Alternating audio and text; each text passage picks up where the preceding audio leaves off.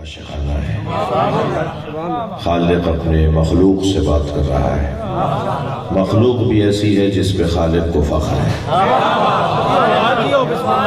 ہمیشہ معبود سے عبد پہچانا جاتا ہے، لیکن یہ کون سا عبد ہے کہ جسے اللہ معراج پر بلاتا ہے اور پھر اپنی تعریفیں کرتا ہے۔ سبحان الذی اسریٰ بعبدہ، بابرکت ہے وہ ذات جو اپنے بندے کو لے گئی۔ تو بندہ معراج پر گیا ہے، تعریف معبود کی ہو رہی ہے۔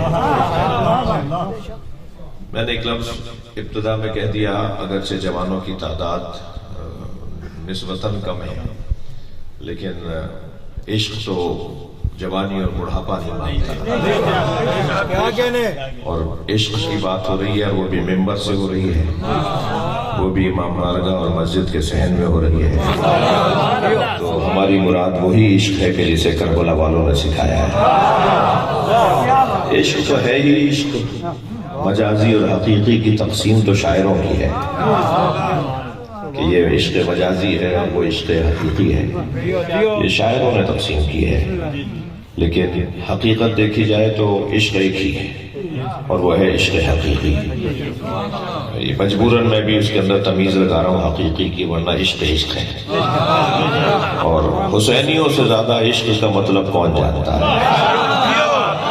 بے خطر کود پڑا، علامہ اقبال مجھے یاد آ گیا، بے خطر کود پڑا آتش نمرود میں عشق، عقل ابھی محو تماشائے لب بام رہی۔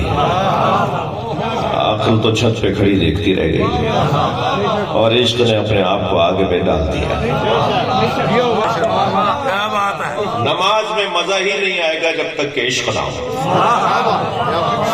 روزے کا ذائقہ ہی تب آتا ہے جب عشق ہو جائے۔ ماتمیوں سے کوئی پوچھے کہ عشق حسین کسے کہا ہے، کوئی کام ایسا نہیں ہے جو عشق کے بغیر کمال پر پہنچے۔ لہذا علامہ اقبال کہتے ہیں کہ عشق پر اعمال کی بنیاد رکھ، عقل کو تنقید سے فرصت نہیں۔ صلوات پڑھنے ذرا محمد و آل محمد۔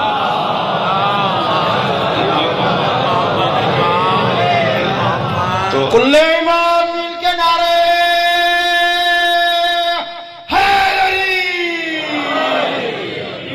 پھر مجھے بات آ گئی عشق کی، تو ایک بات صحیح منزل پر آ جائے کہ خود علامہ اقبال بھی جناب مریم اور جناب زہرا کا جب تقابل کرتے ہیں، تو اقبال کا بڑا مشہور قصیدہ جو سیدہ کی شان میں کہا ہے، اور شاید اس وقت میں سیدہ کے زیادہ چاہنے والے فارسی زبان سمجھتے تھے، اس لیے علامہ اقبال نے بھی فارسی میں ہی قصیدہ کہا۔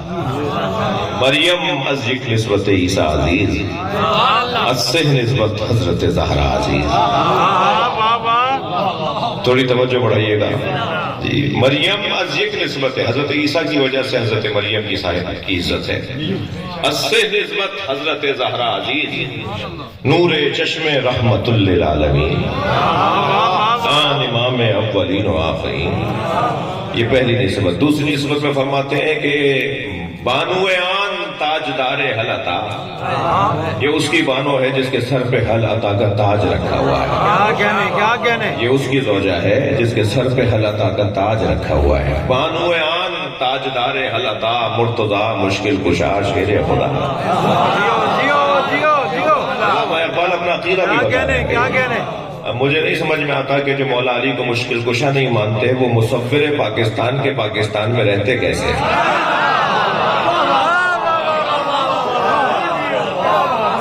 بانویان تاجدار حلقہ مرتضی مشکل کشا شیر خدا۔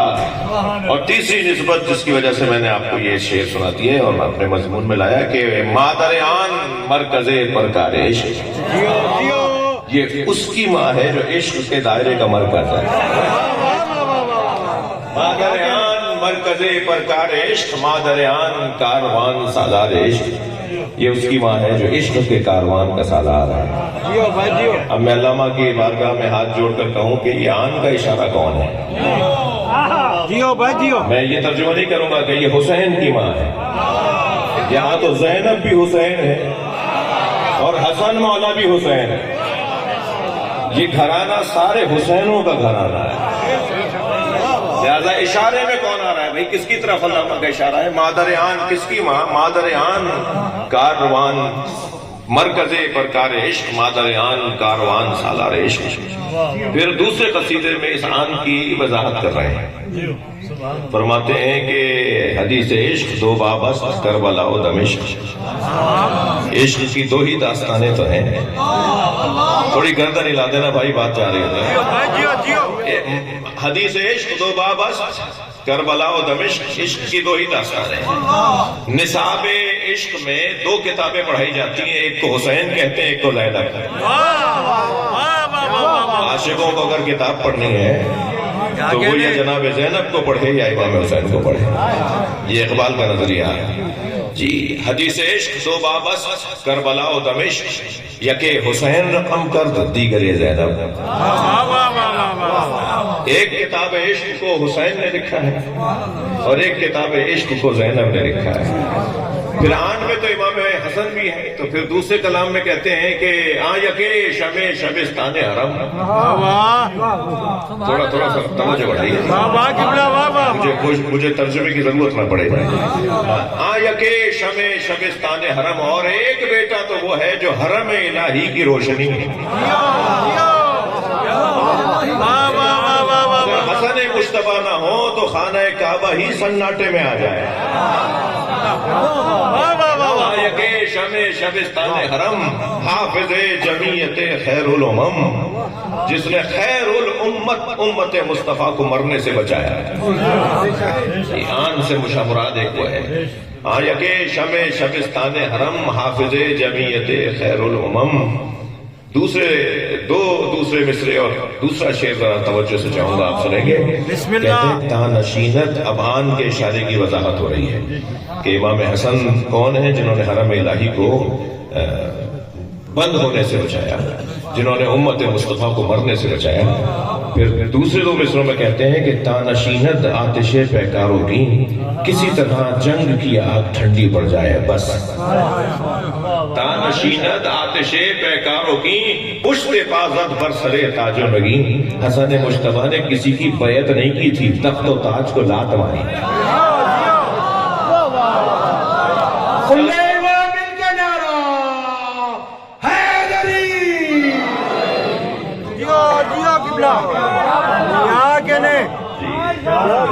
یہ کوئی بیعت نہیں ہوئی تھی، یہ تخت و تاج کو لات ماری. تم لے لو بھائی.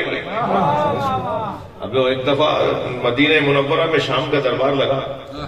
میں اپنے مضمون سے ہٹنے کا خوف بھی ہے مجھے. شام کا دربار مدینے میں لگا اور حضرت امام حسن مجتبیٰ اس میں تشریف فرما نہیں ہے، اور مکمل اصرار ہے، ماحول کو ذرا تنگ کیا جا رہا ہے کہ کسی طرح حضرت بھی دربار میں آئے. بڑی اہم کرسی بھی حضرت کے لیے لگائی گئی. محفل کے اختتام پر حضرت تشریف فرما ہوئے. جب محفل برخاست ہونے لگی تو حضرت محفل میں آئے. تو جب حضرت تشریف لے کر آئے تو ساری محفل، سارا جلسہ کھڑا ہو گیا حضرت کے احترام میں، اور حاکم نے کرسی کی طرف اشارہ کیا. اور امام جب کرسی پر تشریف فرما ہوئے تو حاکم کے سامنے جو مدینے والوں کے تحفے، تحائف، نذرانے، ہدیے، ایک انبار لگا ہوا تھا. ہر آنے والا کچھ نہ کچھ حاکم کے لیے لے کر آ رہا تھا. وہ ایک انبار لگا ہوا تھا. اس نے امام کی طرف اشارہ کیا اپنے غلام کو کہ سارا ہدیوں کا جو انبار ہے وہ ادھر رکھ دو. امام حسن کے سامنے رکھنا شروع کیا. جب سارا مال وہاں رکھ دیا گیا تو کہنے لگا کہ یہ میری طرف سے آپ کے لیے ہو، اور انا ابن فلانا، میں فلانا کی اولاد ہوں. تو حضرت نے وہ نوکر جو رکھ رہا تھا اس کی طرف اشارہ کر کے فرمایا میں نے تجھے سارا دیا. پھر اس کی طرف دیکھ کے فرمایا انا ابن فاطمہ الزہرا. صلوات پڑھنا ہے میری بیوی کی ذات پر.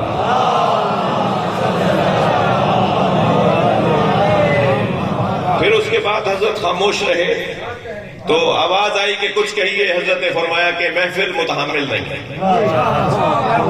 پھر اصرار بڑھا تو حضرت نے فرمایا میری باتیں قبول کرنا ہر ایک کے بس کی بات نہیں.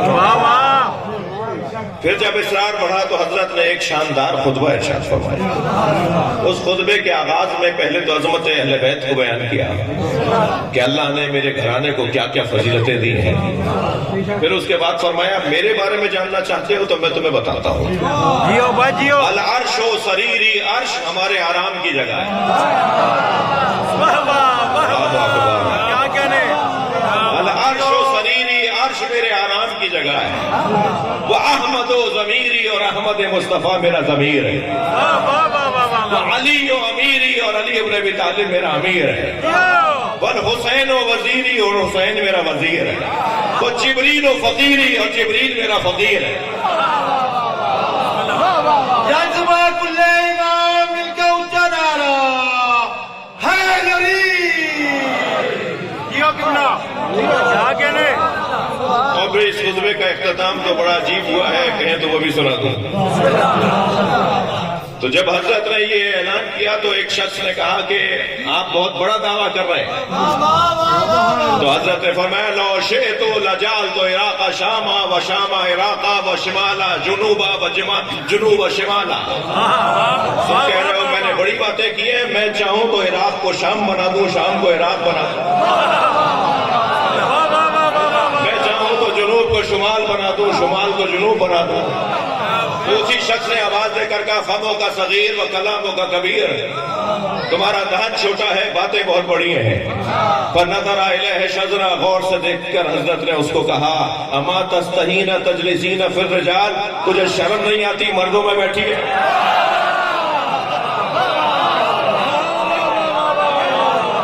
صلوات پڑھنے محمد و آلہ.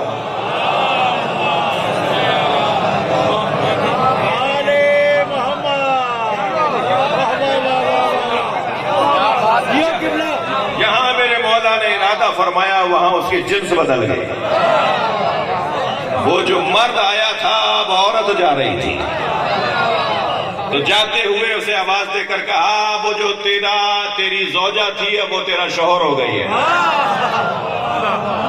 اور تمہارے ہاں جو نسل پیدا ہوگی وہ خنثی بچے پیدا ہوں گے. تو میں حضرت کی بارگاہ میں ہاتھ جوڑ کر کہوں مولا بے ادبی اس نے کی تھی، اس کی بیوی کا کیا قصور ہے؟ توجہ ہے بات کی. مولا بے ادبی تو اس نے کی تھی اور آپ کو جلال آیا اور آپ نے اپنا معجزہ دکھایا، تو اس کی بیوی کا کیا قصور ہے جسے اس کا شوہر بنا دیا آپ نے؟ تو عجب نہیں مولا حسن کی یہ آواز آئے کہ دوستی ہر ایک سے مت کیا کرو، ساتھ بیٹھنے کا نقصان ہوتا ہے. صلوات پڑھنے محمد و آلہ.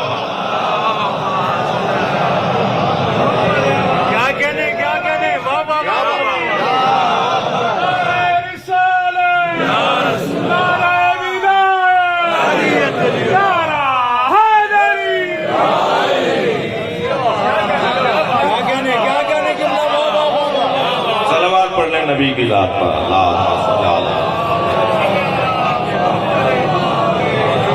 تو عزیزو عشق کی داستان بڑی حسین داستان ہے، اور مفہوم عشق اگر کوئی سیکھنا چاہتا ہے تو اسے کربلا آنا ہوگا. ہم جہاں بیٹھے ہوئے ہیں وہاں بیٹھنے سے اینک تبدیل ہوتی ہے. یہ فرش ازاں اینک بدلنے کی جگہ ہے. یہاں آنے والا وہ دیکھتا ہے جو حسین دکھانا چاہتا ہے. کیا کہنے. اگر سرخ شیشوں کی اینک لگا لی جائے تو شلجم بھی چقندر نظر آتا ہے. تو ہمیں اینک تبدیل کروانی ہے، اور اینک بدلنے کی جگہ یہی شفا خانہ ہے. یہاں ہمیں وہ نظر آتا ہے کہ جو ہے حسینی ہو اور دھوکہ خور ہو یہ ہو نہیں سکتا. حسینی ہو وہ دھوکہ خور ہو یہ نہیں ہو سکتا، اور جو دھوکہ خور نہیں ہوتا وہ دھوکہ دہ بھی نہیں ہوتا. لہذا حسینیوں کا تو انداز ہی کچھ اور ہے. یہاں عاشقوں کو وہ کچھ سکھایا جاتا ہے جو کسی اور کو نصیب نہیں ہے. ہماری آنکھیں دھوکہ کھاتی ہیں، ہم یہ فریب اور واہمات کی جگہ رہتے ہیں. یہ دنیا توہمات کی جگہ ہے. یہاں ہے کچھ اور، نظر کچھ اور آتا ہے. نظر کچھ اور آتا ہے، حقیقت کچھ اور ہوتی ہے. جی ملمہ کاری کا زمانہ ہے، قلیوں کا زمانہ ہے، پیکنگ کا دور ہے. ڈبہ بنایا جاتا ہے، پیکنگ بنائی جاتی ہے، لباس پہنایا جاتا ہے، بڑی گاڑی میں اٹھایا جاتا ہے، لوگ بڑی گاڑی کی بنیاد پر احترام کرتے ہیں، کوئی سائیکل پر آ جائے تو سلام کا جواب نہیں دیتے، اگر کوئی مہنگے گھر میں رہتا ہو تو اسے بڑا آدمی سمجھا جاتا ہے، کوئی جھونپڑی میں رہتا ہو تو اسے ذلیل سمجھا جاتا ہے، کسی کا کالر اڑا ہوا ہو تو اس کے سلام کا جواب نہیں دیتے، کسی نے کپڑے مہنگے پہنے ہوئے ہوں، یہ ہم سب اس وقت کپڑے پہنے بیٹھے ہیں نا، اور سردی نے تو کپڑے بڑھا بھی دیے ہیں، کپڑوں کو عربی میں لباس کہتے ہیں، لباس عربی کا بھی لفظ ہے، ہمارے یہاں بھی ہے، اور لباس کے دو معنی میں سے ایک معنی ہے دھوکہ، لغت میں جا کے دیکھیے، لباس کا ایک مطلب ہے دھوکہ، یعنی ہم مسلسل دھوکے میں ہیں، ہمارا ابھی بچہ دنیا میں آیا نہیں ہوتا، جو بے اولاد لوگ بیٹھے ہیں، جنہیں اولاد چاہیے، جنہیں اولاد نرینہ اولاد صالح چاہیے، جنہیں اولاد بیٹی کی چاہیے، خاص طور پہ ہمارے آصف کے لیے دعا کریں، آپ سب کی حاجات کی برابری کے لیے، اولاد والوں کے لیے اور اولاد جن کی نہیں ہے ان کے لیے ایک صلوات پڑھیں گے۔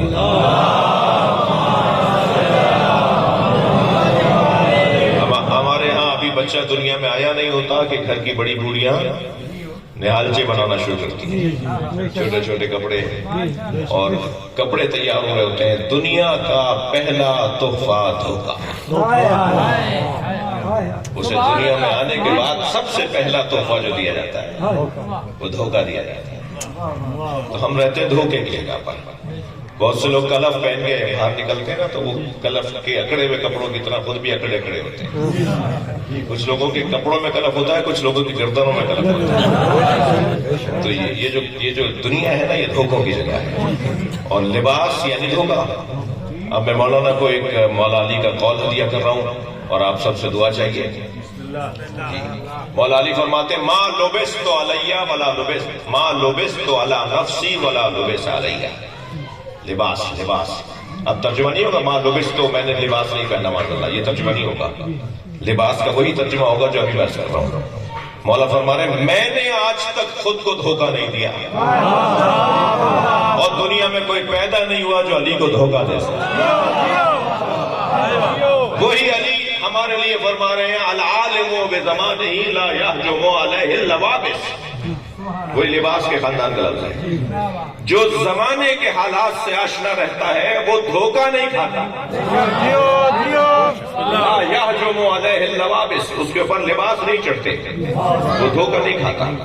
تو ہم یہاں مسلسل دھوکوں میں ہیں، فریبوں میں ہیں، اس دھوکے اور فریب کے جال سے نکلیں کیسے؟ اس کے نکلنے کا ایک رستہ عزاداری حسین ہے، یہ بیکٹیریا کی جگہ ہے، یہ جراثیم کی جگہ ہے جیسے دنیا کہتے ہیں، یہ بیماریوں کی جگہ ہے، بیماریوں سے بچنے کے لیے ویکسینیشن کی ضرورت ہے، اینٹی بیکٹیریا کی ضرورت ہے، ویکسینیشن کو اور اینٹی بیکٹیریا کو ذکر حسین کہتے ہیں۔ جتنا ہم مجلس میں بار بار آئیں گے اتنا ہی ہماری روح کی صحت بحال رہے گی۔ ٹھیک ہے، ہمارا اس وقت مرحومہ کی پہلی برسی ہے جس کے لیے میں حاضر ہوا، اور میں ممنون ہوں میزبانوں کا اور خاص طور پہ جناب طاہر صاحب کا کہ انہوں نے بالآخر مجھے آپ کے سامنے لا بٹھایا۔ تو یہ ہم دنیا میں ہے نا، دو چیزیں ہمارے ساتھ ساتھ ہیں، ہم ڈاکٹر پیدا نہیں ہوئے، میں آپ کی اور اپنی بات کر رہا ہوں، ائمہ کی بات ابھی نہیں ہو رہی، اہل بیت ہیں جو وہاں سے عالم پیدا ہوتے ہیں،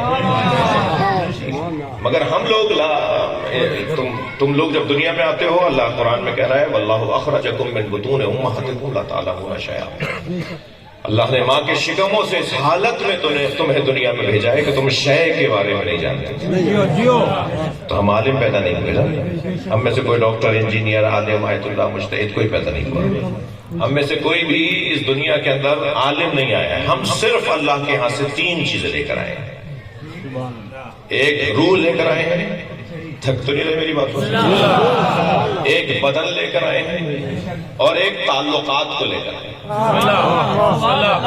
کسی کا بیٹا، کسی کا پوتا، کسی کا نواسا، کسی کا بھتیجا، تعلقات یہ اللہ نے بنائے ہیں، یہ چچا زاد بھائی اللہ نے بنایا ہے، اور جو اللہ بناتا ہے وہ کوئی توڑ نہیں سکتا،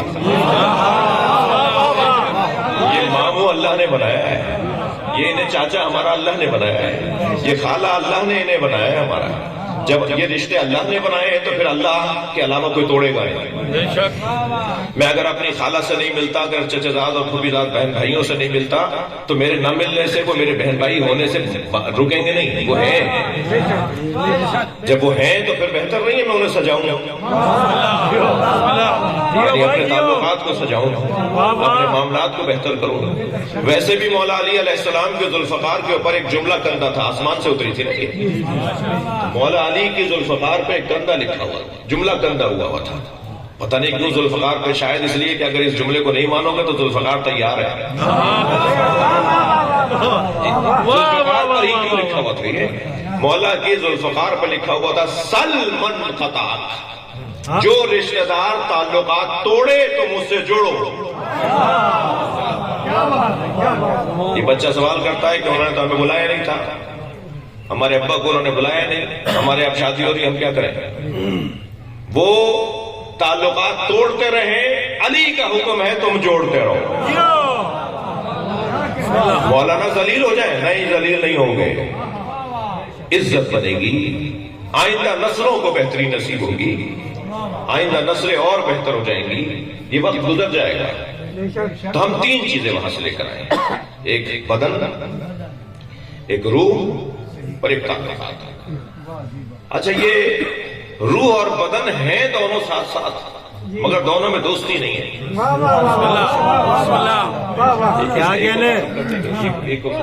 گونج ختم کر دیں۔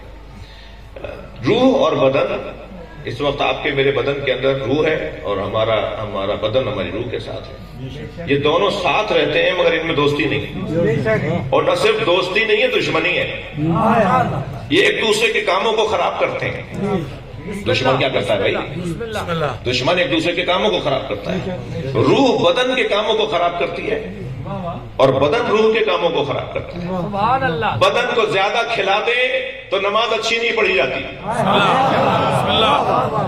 تھوڑا گردن ہلا دو بھائی آگے بات۔ اور روح کو اگر زیادہ غذا دے دی جائے تو بدن کمزور ہونے لگتا ہے۔ یہ ایک دوسرے کو کمزور بنانے کی کوشش کرتے ہیں۔ دونوں کی غذائیں علیحدہ ہیں، دونوں کی ترجیحات علیحدہ ہیں، دونوں کی دوستیاں علیحدہ ہیں، دونوں کا رخ علیحدہ ہے۔ کیا کہنے؟ میں نے تو اشارہ دائیں بائیں کا کر دیا، دونوں کا رخ علیحدہ ہے۔ صحیح اشارہ یہ ہوگا، ایک بلندیوں کی طرف جانا چاہتی ہے، ایک پستی میں رکھنا چاہتی ہے۔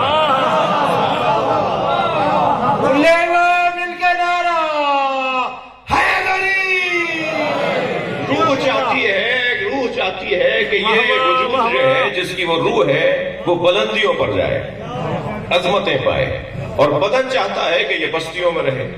تو دونوں کی ترجیحات مختلف ہیں۔ اب یہ دونوں جب آپس میں لڑ رہے ہیں تو کوئی تو جیتے گا بھائی، تھوڑا سا ساتھ دیجئے میرا۔ جب لڑائی ہو رہی ہوتی ہے کوئی ایک جیتتا ہے، ایک ہارتا ہے، تو جب دونوں میں تناؤ ہے تو کوئی تو جیتے گا۔ کون جیتے گا؟ بس جو زیادہ مضبوط ہوگا وہ جیتے گا۔ اگر روح مضبوط ہو گئی تو وہ جیتے گی اور بدن ہارے گا، اور بدن مضبوط ہو گیا تو بدن جیتے گا، روح ہارے گی۔ اب ترجیح کس کو دینی ہے؟ میں کیا کروں؟ میں کس پارٹی کا ہوں؟ توجہ ہے؟ یعنی ہمیں طے کرنا ہوگا کہ ہم روح کی پارٹی کے ہیں یا بدن کی پارٹی کے ہیں۔ تو بھائی بہت سیدھا قاعدہ ہے، جس کی عمر زیادہ ہو، جس کا طویل حیات ہو، جس کے اندر مضبوطی زیادہ ہو، اس کی پارٹی میں آ جاؤ۔ جس کے ہاں مضبوطی زیادہ پائی جاتی ہو اس پارٹی میں آ جاؤ۔ تو بدن اور روح میں مضبوطی کس کے اندر ہے؟ روح کے اندر۔ یعنی آپ کے میرے پڑدادا اور ان کے پڑدادا اور ان کے پڑدادا اور میرے اور آپ کے پڑ پوتوں کے پڑ پوتوں کی سب کی روحیں ایک ساتھ بنی تھیں۔ ہمارے 70 اجداد اور ہماری 70 نسلیں جتنی بھی آنے والی ہیں، ان سب کی روحوں کو اللہ نے ایک ساتھ بنایا ہے۔ روحوں کو ایک ساتھ بنایا، پھر اس نے طے کیا اس کو دادا بنا دو، اس کو پوتا بنا دو۔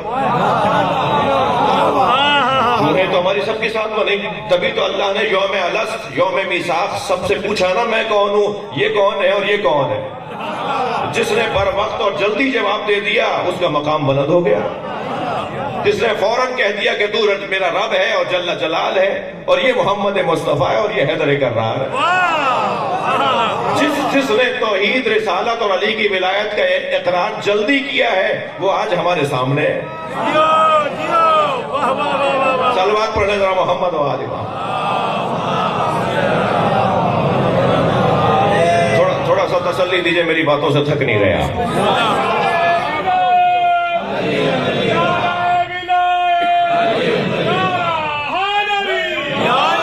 جب سرکار معراج پر تشریف لے گئے، انبیاء کرام کا پورا مجمع تھا جو سرکار دو جہاں کا استقبال کر رہا تھا.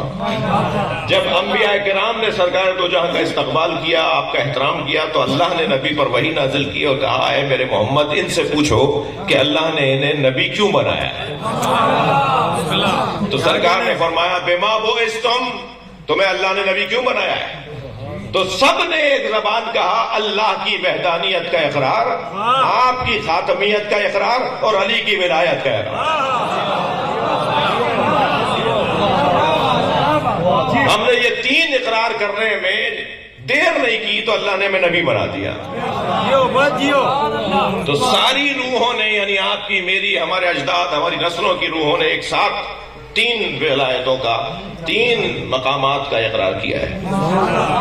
اور اس میں جس نے تاخیر کی ہے اس کے ہم مسئلے ہیں، اور جس نے جلدی کیا اقرار کرنے میں اس کو مقام ملا. تو آج اگر کوئی کہتا ہے صاحب وہاں ایسا کیوں ہے اور یہاں ایسا کیوں ہے، تو بھائی یہ مسئلہ روحوں کا ہے. تو سب سے قدیمی وجود جو ہے وہ روح کا وجود ہے. تو ہمیں روح کی پارٹی میں آ جانا چاہیے. تو اب جب روح مضبوط ہو جائے گی تو خود بخود روح جو ہے بدن سے جیت جائے گی. اب اگر تھکے نہیں بیٹھے تو جملہ کہو، ہاتھ کانپ رہا ہو، زبان کے اندر دم نہ ہو، پیروں میں طاقت نہ ہو، ایک ضعیف اور ناتوان بزرگ نظر آ رہا ہو، مگر کانپتے ہوئے ہاتھ سے اگر وہ کہہ دے، لکھ دے کہ سلمان رشدی واجب القتل ہے، تو اس لیے وہ فتویٰ کام آئے گا کہ روح مضبوط ہے. توجہ چاہوں گا عزیزان گرامی، بدن کمزور ہو، گھٹنے کے زور سے جو کی روٹی توڑ کر کھاتا ہو، وہ دو انگلیوں سے باب خیبر اکھاڑتا ہے.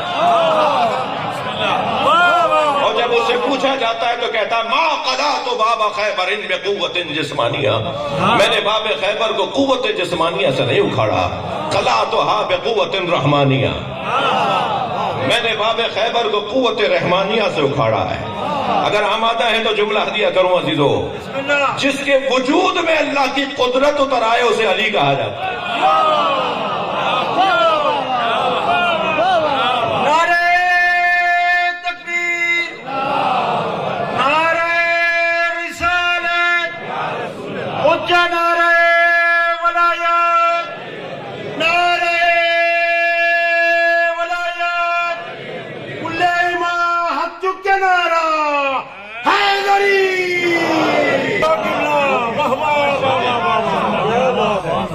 روح کو مضبوط بنانا. جن کی روحیں مضبوط ہوتی ہیں وہ جلوس پورا کرتے ہیں، ماتم مکمل کرتے ہیں، آدھے میں سے واپس نہیں آتے.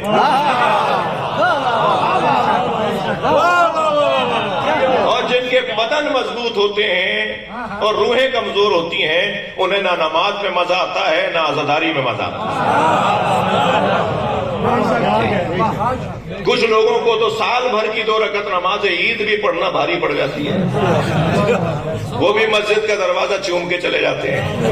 اور شاید اس کی وجہ یہ ہوتی ہے کہ بیگم صاحبہ سے بھئیاں جب کھلائیں گی جب یہ نماز پڑھ کر آئیں گے، انہیں بتانے کے لیے کہ آنا مسجد ہو کر آ گیا. اب کچھ بیویاں سیانی ہوتی ہیں، پوچھتی ہیں مولانا نے خطبہ کیا دیا. اب یہ تو جب بتائیں گے نا جب انہوں نے خطبہ سنا ہوگا.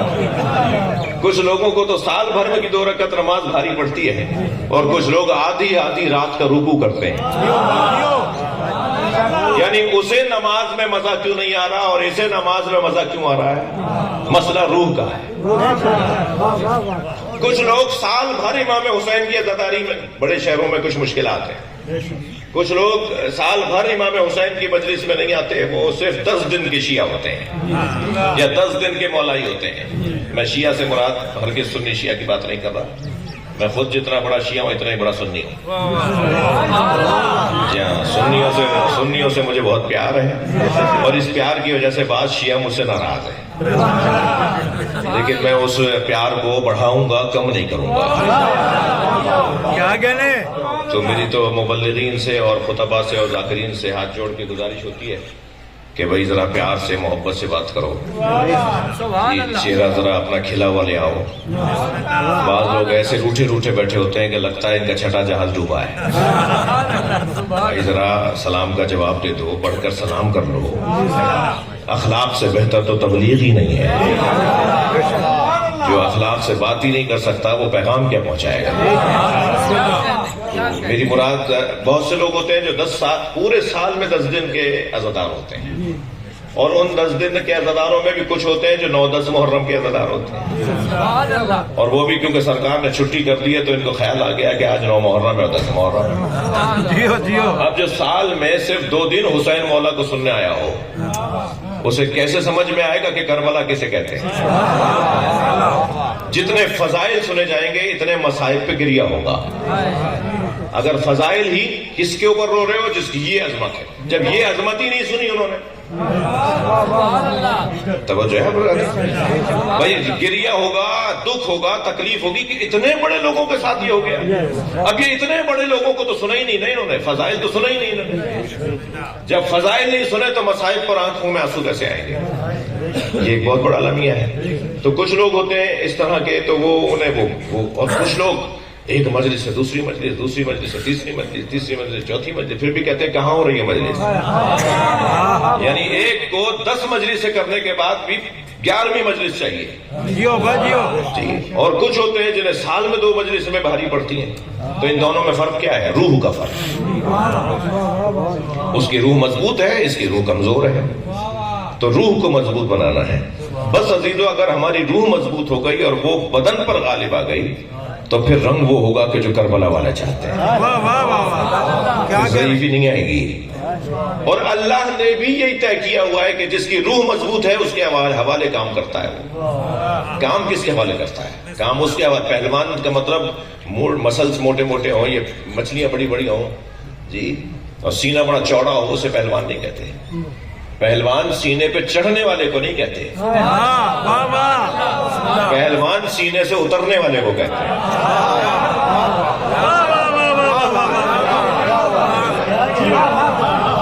پہلوان ہمیشہ تلوار کھینچ کر گردن اڑانے والے کو نہیں کہتے۔ کبھی کبھی پہلوان اسے بھی کہتے ہیں جو تلوار رکھ کر کھڑا ہو جاتا ہے۔ استاد سبت جعفر کے 2 مصرے ہیں شجاعت کی تعریف میں۔ وہ کہتے ہیں کہ کبھی رسی گلے میں ہے، کبھی خیبر ہے ہاتھوں پر۔ بھائی تھوڑا بولو میرے ساتھ بات کرو۔ کبھی رسی گلے میں ہے اور کبھی خیبر ہے ہاتھوں پر، جہاں جیسی ضرورت تھی وہاں ویسی شجاعت ہے۔ بہادری کا مطلب یہ نہیں ہے کہ گھوسا مار دیں اور مکہ مار دیں اور لات مار دیں۔ بہادری کا یہ مطلب ہے کہ جہاں جیسی ذمہ داری ہے ایسا ہی اپنی شجاعت کا مظاہرہ کیا جائے۔ تو یہ کیسے ممکن ہوگا؟ جب اپنے اوپر کنٹرول ہوگا۔ اور بدن پر کنٹرول رکھنے، یعنی روح جس کی مضبوط ہوتی ہے وہ بدن پر کنٹرول رکھتا ہے، لیکن جس کا بدن مضبوط ہوتا ہے ضروری نہیں ہے کہ روح پر کنٹرول رکھتا ہو۔ توجہ ہے؟ بدن کی غذائیں مختلف ہیں، بدن کی موت اور زندگی مختلف ہے، روح کی غذا مختلف ہے، روح کی زندگی اور موت مختلف ہے۔ بہت سارے لوگوں کا بدن زندہ ہوتا ہے مگر روح مردہ ہوتی ہے۔ جسے میرے مولا علی فرماتے ہیں میتیں 2 طرح کی ہوتی ہیں، ایک لیٹے ہوئے جنازے ہوتے ہیں، کچھ چلتے پھرتے جنازے ہوتے ہیں۔ علی مولا کے نزدیک جس کا ضمیر مر گیا ہے وہ مردہ ہے، جس کے احساسات مر گئے ہیں وہ مردہ ہے۔ یہ بازار میں چلتا ہوا تو نظر آیا ہے مگر یہ مردہ ہے اس لیے کہ اس کی روح مر گئی ہے۔ کیا کریں؟ تھک تو نہیں رہے میری باتوں سے؟ کیا کریں کہ ہماری روح زندہ رہے؟ اگر روح زندہ رہی، بدن مر بھی گیا، توجہ ایک جملے پر، اگر روح زندہ ہو اور بدن مر بھی جائے تو قبر شفا دے رہی ہوتی ہے۔ جملہ ہدیہ کروں گا میں، پہلی مرتبہ مجھے یاد دلایا میرے دوستوں نے کہ دوسری مرتبہ آیا ہوں جی، میں کم حاضر ہوا ہوں آپ کی بارگاہ میں، آپ کی خدمت میں، ایک جملہ ہدیہ کر رہا ہوں۔ میں زندہ ہوں اس پر مجھے شک کرنا چاہیے، حسین زندہ ہے اس پر یقین ہونا چاہیے۔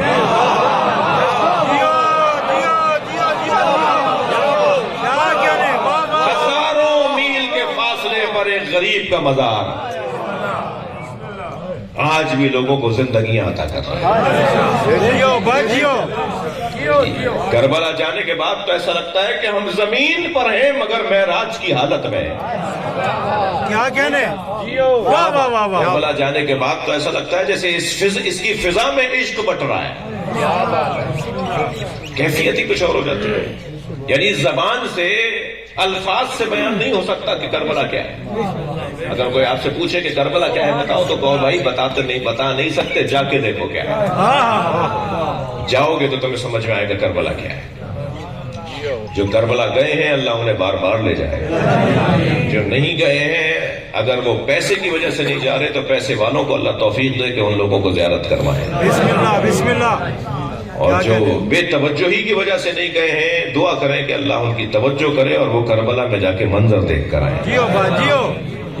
یہ کربلا ایسا محسوس ہو رہا ہوتا ہے جیسے وہاں کعبہ آیا ہوا ہو، کیا کہنے کیا کہنے، واہ واہ واہ واہ۔ وہاں مکہ آیا ہوا ہو، وہاں مدینہ آیا ہوا ہو۔ تو روح کو مضبوط کرنا ہے، اور روح کی مضبوطی کا میں نے بڑی لمبی تمہید لے لی ایک بات کے لیے۔ روح کی مضبوطی کا ایک بہترین ذریعہ یہ مجلس اعزا ہے۔ اس کارپیٹ پہ آصف اپنے گھر کی کسی شادی میں آپ کو بلا کر بٹھائیں گے تو آپ بیٹھیں گے؟ نہیں بیٹھیں گے، ناراض ہو جائیں گے۔ شادی میں بلایا کہاں بٹھا رہے ہو؟ مگر یہاں تو میرے کہنے پہ آپ نے غور کیا ہوگا کہ کارپیٹ کیسا ہے۔ آپ کی تو توجہ ہی نہیں ہے کہ کہاں بٹھایا ہے، آپ کو اس سے غرض ہی نہیں ہے کہ کارپیٹ کیسا ہے۔ دنیا کی کسی نشست میں اور کسی کلاس میں طالب علم جوتیاں اتار کے نہیں آتا۔ سن 61 ہجری میں امام حسین نے جس عالمی اوپن یونیورسٹی کی بنیاد رکھی تھی نا، یہ امام بارگاہ اس کا ایک کیمپس ہے۔ کیا کہنے کیا کہنے، واہ واہ واہ واہ واہ۔ ہر شہر میں ایک سے زیادہ امام حسین کی یونیورسٹی کے کیمپس بنے ہوئے ہیں، اور دنیا کی یونیورسٹیز میں آنے کے لیے ایک کلاس دیکھی جاتی ہے کہ ان کی عمر ایک جیسی ہونی چاہیے، جیو با جیو، ان کی تعلیم ایک جیسی ہونی چاہیے۔ یہ واحد یونیورسٹی ہے کہ یہ چھوٹا سا بچہ بھی کچھ سیکھنے آیا ہے، وہ بزرگ بھی کچھ لینے آیا ہے، وہ ٹھیلا چھوڑ کر بھی کچھ سیکھنے آیا ہے، وہ فیکٹری کا مالک بھی فیکٹری کی کرسی سے اٹھ کے آیا ہے، ڈاکٹر بھی بیٹھا ہے، ان پڑھ بھی بیٹھا ہوا ہے۔ در حسین پہ ملتے ہیں ہر مزاج کے لوگ۔ شاعر کہتا ہے در حسین پہ ملتے ہیں ہر مزاج کے لوگ، یہ دوستی کا وسیلہ ہے دشمنی کا نہیں۔ یا سارت الحسین، یا سارت الحسین، یا سارت الحسین، نعرہ حیدری۔ صلوات جتنی توانائی سے ہو سکے تو دیا کریں۔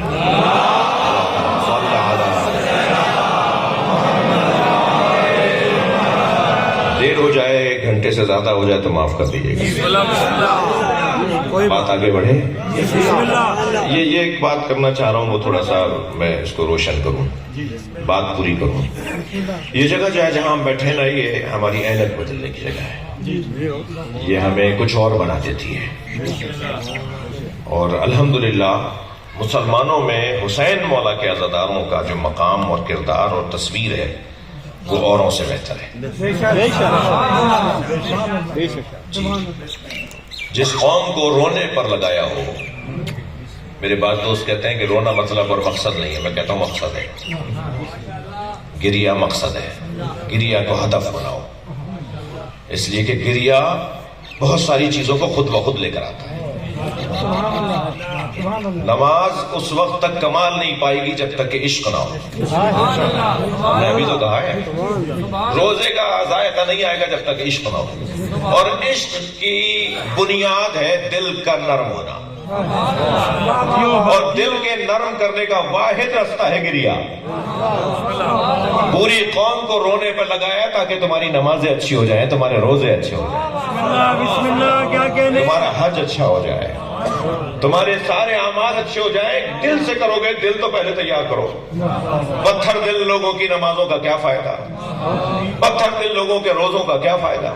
تو پہلے دلوں کو آمادہ کیا جائے، اور دلوں کو آمادہ کرنے کا جو رستہ ہے وہ ہے گریہ، اور ساری قوم کو ائمہ اہل بیت نے گریے پہ لگایا ہے۔ سبحان اللہ۔ کسی بزرگ نے رونے کو اگر منع کیا ہوگا تو جن بزرگوں نے رونے کا حکم دیا ہے وہ اس بزرگ سے کم نہیں ہے۔ جیو کا جیو جیو، کیا کہنے؟ تمام ائمہ اہل بیت نے چاہا ہے کہ ہمارے چاہنے والے حسین پہ روئیں، بے شک بے شک۔ حوصلہ افزائی کی ہے، تشویق کی ہے، ہمت افزائی کی ہے کہ رلاؤ رو۔ یہ رو اور رلاؤ کا کیا مطلب ہے؟ دلوں کو تیار کیا جا رہا ہے۔ پہلے دلوں کو آمادہ کر لو تاکہ تمہاری عبادتوں کے ذائقے بھی تمہیں آنے لگے۔ اب ساری قوم رونے کے لیے، اچھا جو قوم روتی ہے نا، تھک کے نہیں سنیے گا جملہ، جو قوم روتی ہے وہ کسی کو رلاتی نہیں ہے۔ لہذا سب سے اچھی تصویر حسین کے عزاداروں کی ہے۔ خود میرے ساتھ گزرا ہے، بعض ذاکرین نے بھی اس طرح کی گفتگویں کی ہیں، وہ کلپس موجود ہیں، مگر میرے ساتھ تو خود گزرا ہے۔ میں ہمیشہ اسی حلیے میں رہتا ہوں جس حلیے میں آپ کے سامنے بیٹھا ہوں، اور شاید کتاب تیار ہو جائے علامہ صاحب کے رستوں میں میرے ساتھ کیا ہوا، کیا کیا سوالات ہوئے، کیا کیا ملاقاتیں ہوئیں، جی ساری واقعات کو اگر جوڑوں گا تو شاید ایک ضخیم کتاب ہو جائے۔ تو اکثر برابر میں بیٹھا ہوا جہاز میں یا ایئرپورٹ پر یا کسی سفر میں وہ کہتا ہے آپ شیعہ مولوی آپ سے سوال کر لوں، تو میں فوراً کہتا ہوں میں یہ پہن کے اس لیے پھر رہا ہوں کہ آپ سوال کر لیں۔ ہمارے بارے میں خود سے فیصلہ کرتے ہیں، ہم سے نہیں پوچھتے۔ بھائی کالے کپڑے تو میں پہنتا ہوں تو دلیل بھی میں ہی دوں گا نا، جو کام انجام دے رہا ہوتا ہے وہی دلیل دیتا ہے، کیوں کر رہے ہو بھائی یہ، وہ بتائے گا نا کیوں کر رہا ہوں، جو کر ہی نہیں رہا وہ کیسے بتائے گا کہ کیوں کر رہے ہیں۔ بھائی یا علی مدد میں کہتا ہوں تو میں بتاؤں گا نا کہ توحید کے خلاف نہیں ہے۔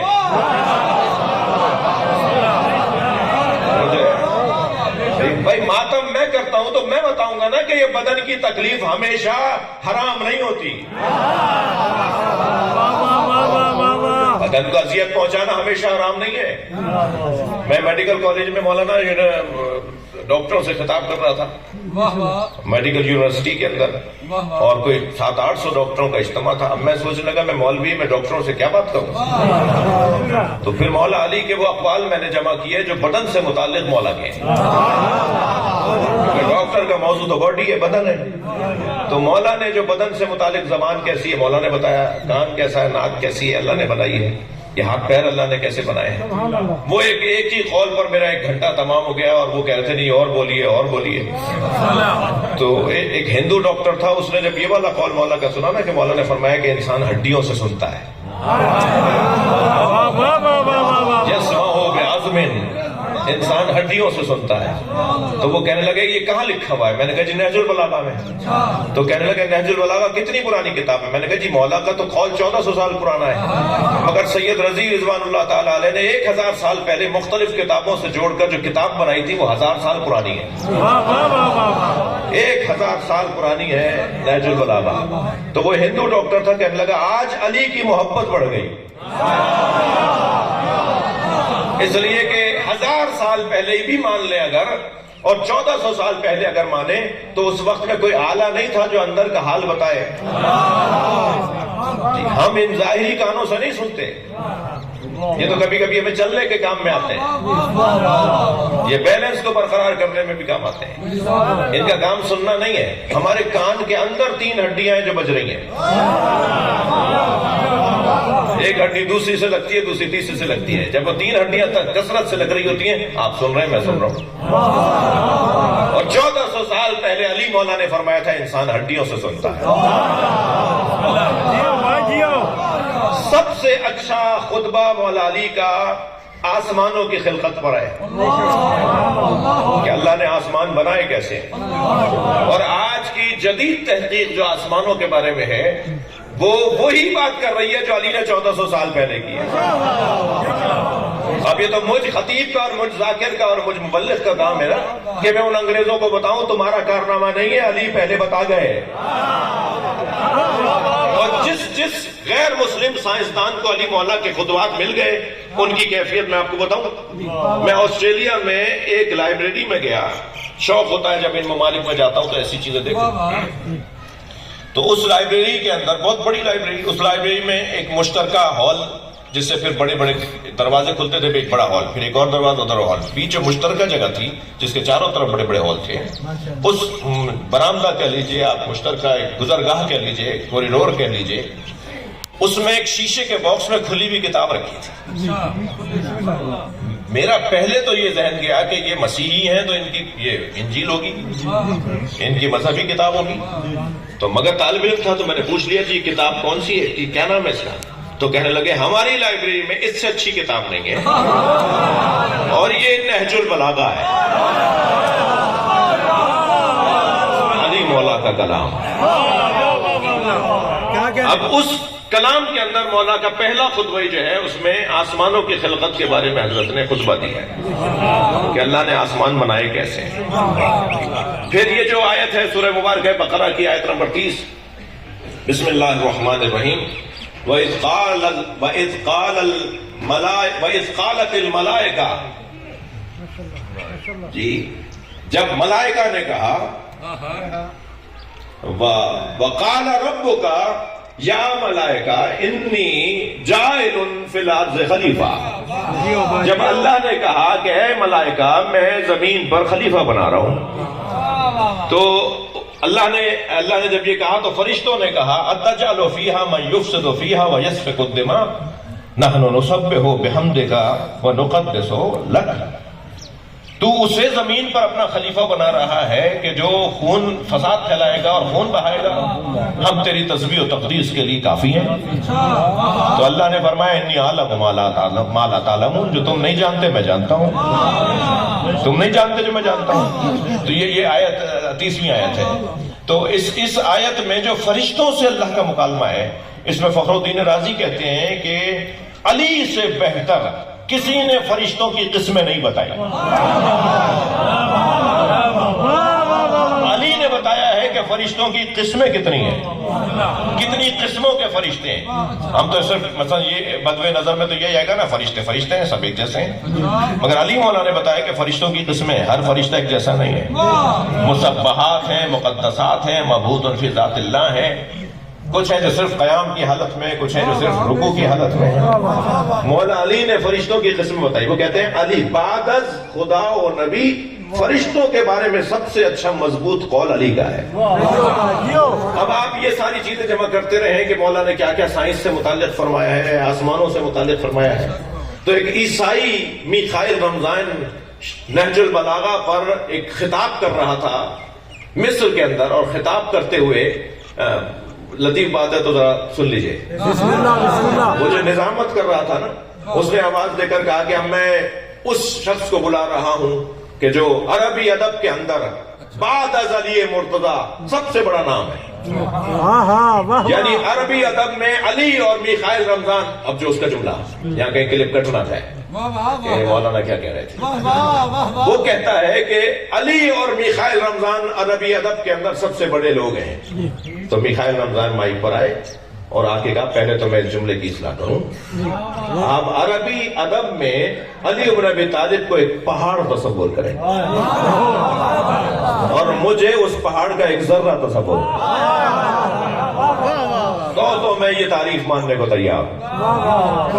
پھر کہتا ہے اور مثال دوں, کبھی ہیکل انسان تصور کریں اور اس کے پیروں میں جوتا تصور کریں اور جوتے میں تسمہ تصور کریں اور تسمے میں سینکڑوں تار ہوں جس میں سے ایک تار تصور کریں وہ میں ہوں, اور وہ کبھی ہیکل انسان علی ہے.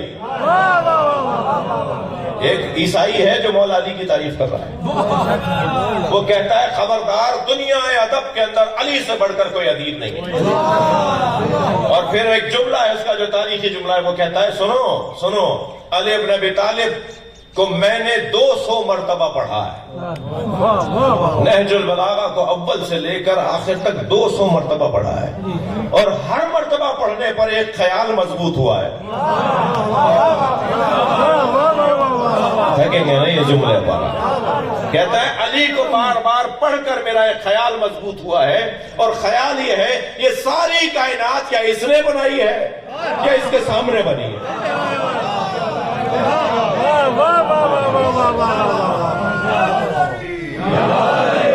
بلند صلوات ہدیہ کر دیں مولا کی بات.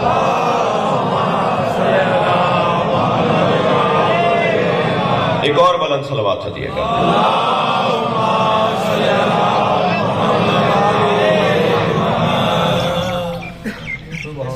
مضامین تو اتنے ہیں کہ مگر میری مجبوری ہے کہ مجھے کیونکہ پہنچنا ایک منزل پر ایک اور شہر میں، ورنہ میں نماز جمعہ میں شریک رہتا اور مولانا کے پیچھے پڑھنے کا زیادہ ثواب اس لیے کہ یہ امام راتب ہیں، تو مگر میں محروم ہوں. تھوڑی دیر اور میرا ساتھ دیجیے. آپ نے محبت فرمائی، آپ نے بالآخر میں حاضر ہوا اپنے ان محترم مومنین کی زیارت کے لیے. بات تھوڑی سی اور کروں گا. یہ جگہ اینک بدلنے کی جگہ ہے، یہ عاشقوں کی جگہ ہے جی. جو ہے وہ دیکھنے کو مل جائے اسے کہتے ہیں بصیرت. جو ہے وہ دیکھنے کو مل جائے، کیا کہنے ہے کچھ اور نظر کچھ اور جی. میں ایک جگہ سے گزر رہا تھا، راستے میں سانپ بیٹھا ہوا تھا. میرے بڑھتے ہوئے قدم رک گئے. میں سوچنے لگا یہ موذی ہے، حملہ کرے گا. ابھی میں کھڑا سوچ رہا تھا کہ دور لوگوں نے مجھے دیکھ کر تبصرے شروع کر دیے. مولانا کو دیکھو، بڑی بڑی بڑی باتیں کرتے ہیں، شجاعت کی باتیں کرتے ہیں، سانپ سے ڈر رہے ہیں. اب میں سوچ لگا ان کے چڑھانے میں آؤں یا عقل مندی کا ثبوت دوں. بہت سارے لوگ چڑھا کے غائب بھی ہو جاتے ہیں. ابھی میں کھڑا سوچ رہا تھا کہ مجھے کیا کرنا چاہیے. یہ چھوٹا سا بچہ میرے برابر میں آ کے کھڑا ہوا، مثال دے رہا ہوں، یہ بچہ میرے برابر میں آ کے کھڑا ہوا اور کہنے لگا مولانا یہ پلاسٹک کا سانپ ہے. اب جیسے ہی مجھے معلوم ہوا پلاسٹک کا سانپ ہے تو میں نے اسی پر پیر رکھا، اسے کچلتا ہوا چلا گیا. معلوم یہ ہوا جب حقائق روشن ہو جاتے ہیں تو اقدامات بھی تبدیل ہو جاتے ہیں.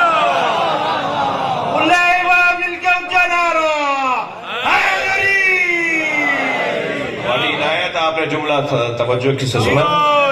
جب حقائق روشن ہو جاتے ہیں تو اقدامات بھی تبدیل ہو جاتے ہیں. ساری دنیا جس یزید سے ڈر رہی تھی حسین اسے خوب جانتے تھے.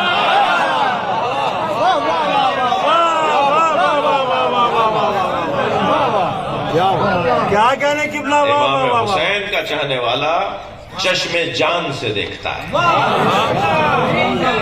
چشم سر سے تو کچھ اور نظر آتا ہے. دو طرح کی آنکھیں ہیں نا، چشم سر اور چشم جان. چشم سر سے کچھ اور نظر آتا ہے، ہوتا کچھ اور ہے. ہم اگر اپنی پورے وجود کو آنکھ بنا لیں تو ہمیں پھر وہ نظر آئے گا جو حسین دکھانا چاہتا ہے. امام حسین ہمیں کچھ دکھانا چاہتے ہیں تو سب سے اچھی تصویر بننی ہے ان لوگوں کی جو حسینی ہے. اور میرے بچوں، جوانوں، میرے سنی عزیزوں، بالآخر سب کو علی ولی اللہ تک کلمہ پڑھنا ہے. آج نہیں کل سب کو پڑھنا ہے. آج اگر کوئی اٹکن ہے مجھ خطیب کی وجہ سے، مجھ ذاکر کی وجہ سے، مجھ مبلغ کی وجہ سے، مجھ مولوی صاحب کی وجہ سے، جی ایک صاحب کہنے لگے جب انہیں ساری باتیں سمجھ میں آ گئی تو یہ شیعہ کیوں نہیں ہوتے؟ میں نے کہا آپ کی وجہ سے نہیں ہوتے. آپ اپنا رویہ اچھا کر لیجئے، آپ اپنا چہرہ اچھا کر لیجئے، آپ اپنے بولنے کا انداز اچھا کر لیجئے تو لوگوں کو بالآخر سب کو مکتب اہل بیت میں آنا ہے. ناراض نہ ہوں، میں کوئی کسی کو چڑھا نہیں رہا جی. سب کو اہل بیت کے دروازے پر آنا ہے. ایک دلیل عقل کی دوں گا اور ایک دلیل قرآن کی دوں گا. تھک کر سن رہے ہیں آپ میری باتوں کو. سب کو اہل بیت کے گھر آنا ہے. دو دلیلیں دوں گا، دلیلیں بہت ہیں میرے پاس، وقت تنگ ہے میرے، ہو گیا ہے. عقل کی دلیل یہ ہے کہ ہم سب لوگ کمال طلب ہیں. بے شک بے شک ہم سب لوگ کمال پرست ہیں، ہم سب فطرتاً کمال جو ہیں۔ بے شک ہر شخص چاہتا ہے کہ مجھے کمال نصیب ہو۔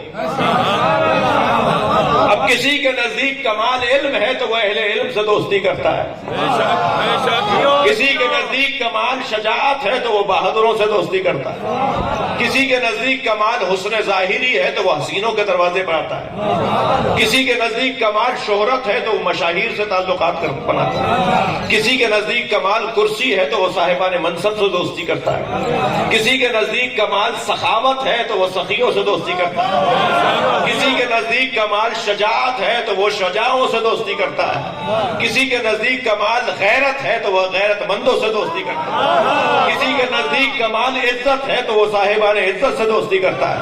اللہ نہیں چاہتا تھا کہ لوگ در در کی ٹھوکریں کھائیں، یہ سارے کمال جس گھر میں رکھے ہیں وہ اہل بیت کا گھرانہ ہے۔ کھلے امام کے نعرے حیدری،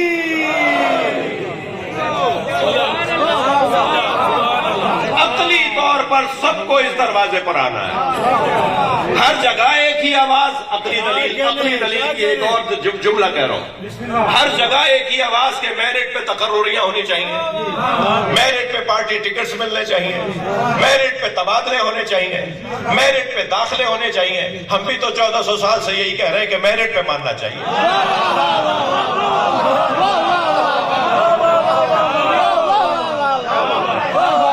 یہ عقلی دلیل ہے کہ سب کو یہاں آنا ہے۔ اور قرآن کی ایک دلیل دے دوں، سورہ مبارکہ نساء کی آیت ہے، بسم اللہ الرحمن الرحیم، وَإِن مِّنْ أَهْلِ الْكِتَابِ إِلَّا لِيُؤْمِنَنَّ بِهِ قَبْلَ مَوْتِهِ وَيَكُونُ عَلَيْهِمْ شَهِيدًا۔ کوئی اہل کتاب نہیں ہے، کوئی عیسائی اور یہودی نہیں ہے جو مرنے سے پہلے مومن نہ ہو جائے اور اس کے مومن ہونے پر گواہی دی جائے گی۔ حجاج ابن یوسف کا دربار کہنے لگا قرآن کی ایک آیت نے میری کمر توڑ دی۔ سارے بیٹھے ہوئے کرسی پہ بیٹھے ہوئے سب لوگ اس کی بات سن رہے ہیں، کہتا ہے ایک آیت نے میری کمر توڑ دی۔ تو آواز آئی کون سی آیت نے کمر توڑی؟ تو یہ آیت پڑھ دی اس نے، کہ اس میں آیت میں اللہ یہ کہہ رہا ہے کوئی اہل کتاب نہیں ہے، کوئی یہودی عیسائی نہیں ہے جو مرنے سے پہلے مومن نہ ہو جائے۔ تو یہاں تو روزانہ یہودی اور عیسائیوں کے مرنے کی خبر آتی ہے کہ فلاں محلے میں فلاں مر گیا اور فلاں علاقے میں فلاں مر گیا، یہ تو مومن ہو کے نہیں مرا، اور قرآن کہہ رہا ہے یہ مومن ہو کے مریں گے۔ تو اب میں نے یہ طے کر لیا کہ قرآن تو کہہ رہا ہے مومن ہو کے مریں گے اور یہ مر نہیں رہے تو میں ہی مار دیتا ہوں انہیں۔ تو میں نے اب طے کر لیا سارے یہودیوں اور عیسائیوں کو مار دیتے ہیں۔ تو وہاں ابن حوشب نامی ایک شخص تشریف فرما ہے۔ اب دیکھیے چاہنے والوں کا امتحان کتنا تھا، وہ ہوتے کسی اور کے تھے، بیٹھتے کہیں اور تھے۔ لہذا اگر مجھے اور آپ کو کہیں بیٹھنے کا موقع مل جائے کسی اسمبلی میں، کسی فورم پر، کسی حتیٰ بادشاہ کے پاس، کسی دربار میں، تو یاد رہے تمہارا پتہ اہل بیت کا ہے۔ تم کہیں بیٹھے ہو مگر ہو اہل بیت والے، تو وہاں بیٹھ کر وہ بات کرنا جو اہل بیت چاہتے ہیں۔ تو ابن حوشب نامی وہاں ایک شخص تشریف فرما ہے، اس نے کہا امیر آپ نے اس آیت کو سمجھنے میں کوتاہی کی ہے، یہ آیت تو وہ ہے ہی نہیں جو آپ سمجھ رہے ہیں۔ کہنے لگا کیا مطلب ہے، کیا ہے اس آیت کا مطلب؟ کہ یہ آیت تو آخری زمانے کی ہے جب حضرت مہدی ظہور کریں گے اور حضرت عیسیٰ ان کے پیچھے نماز پڑھیں گے، اور پھر حضرت عیسیٰ کی وجہ سے یہودی اور عیسائی سارے مولائی ہو جائیں گے۔ کیا کر رہے ہیں میری باتوں سے؟ تو کہنے لگا یہ لائے کہاں سے وہ بات؟ حجاج کہنے لگا ابن حوشب سے یہ بات کہاں سے لائے ہو؟ بات تو یہی ہے۔ تو کہنے لگا جان کی امان ہو تو بتاؤں۔ کہ ہم نے تمہیں جان کی امان دی؟ کہا محمد باقر نے بتایا۔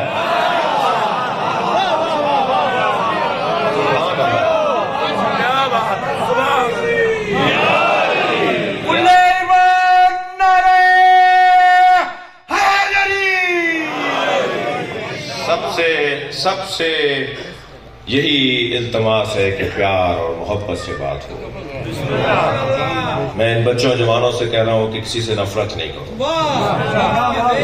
کسی کو حقیر نہیں سمجھو، خاص طور پہ جو تمہاری طرح اعمال انجام نہیں دیتا، تمہاری طرح اس کی پریکٹس نہیں ہے، اس سے زیادہ پیار کرو. اخلاق سے بہتر تبلیغ نہیں ہے.